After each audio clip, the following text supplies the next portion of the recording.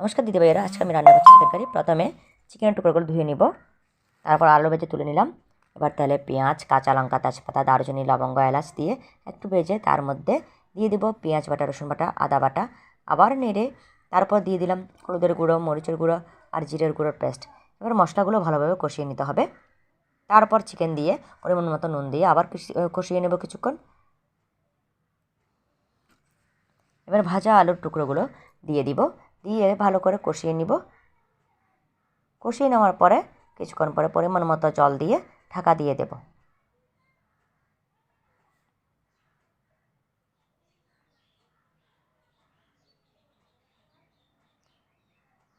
তরকারি হয়ে আসলে বোঝা যাবে, তেল যখন উপরে উঠে আসবে তখন তরকারি হয়ে আসছে বুঝে যাবেন। তারপর গরম মশলার গুঁড়ো দিয়ে একটু পরে নামিয়ে নেব।